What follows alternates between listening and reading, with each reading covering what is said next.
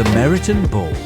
The entire neighborhood has turned out to see Mr. Bingley and to judge his proud friend, Mr. Darcy. One remark will change everything. Come, Darcy, I must have you dance. I hate to see you standing about by yourself in this stupid manner. You had much better dance. I certainly shall not. You know how I detest it, unless I am particularly acquainted with my partner. At such an assembly as this, it would be insupportable. Your sisters are engaged, and there is not another woman in the room whom it would not be a punishment to me to stand up with. I would not be so fastidious as you are for a kingdom. Upon my honor, I never met with so many pleasant girls in my life as I have this evening, and there are several of them, you see, uncommonly pretty. You are dancing with the only handsome girl in the room, said Mr. Darcy, looking at the eldest, Miss Bennet. Oh, she is the most beautiful creature I ever beheld. But there is one of her sisters sitting down just behind you, who is very pretty, and I dare say very agreeable. Do let me ask my partner to introduce you. Which do you mean? And turning round, he looked for a moment at Elizabeth, till, catching her eye, he withdrew his own and coldly said, She is tolerable, but not handsome enough to tempt me, and I am in no humour at present to give consequence to young ladies who are slighted by other men.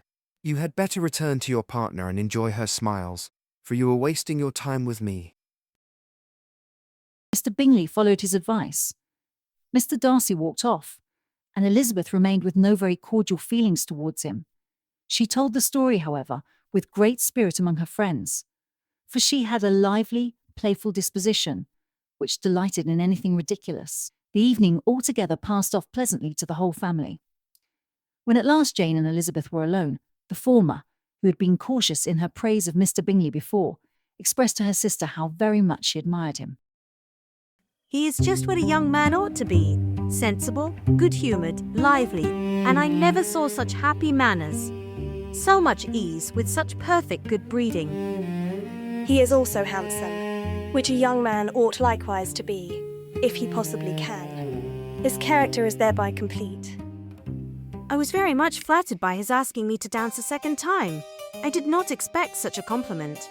Did not you? I did for you. But that is one great difference between us.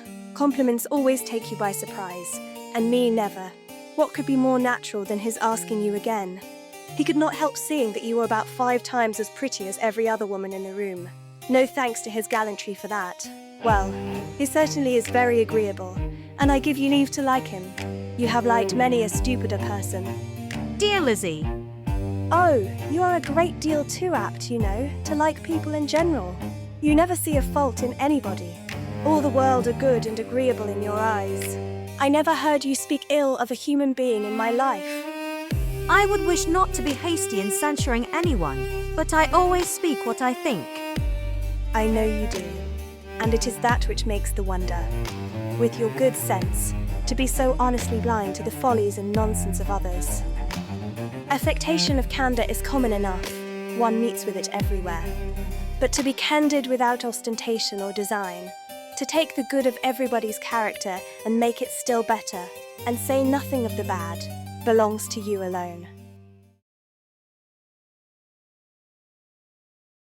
And that was the Meryton Ball, where first impressions were made and one remark changed everything. Next time, Charlotte Lucas has some very practical advice about love.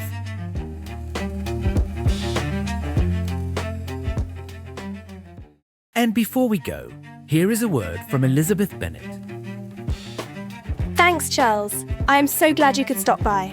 We release new episodes every month, and we want to hear from you. Leave a comment below and tell us, what other classics would you like to hear come to life? Like and subscribe so you never miss a scene. Thank you so much for listening.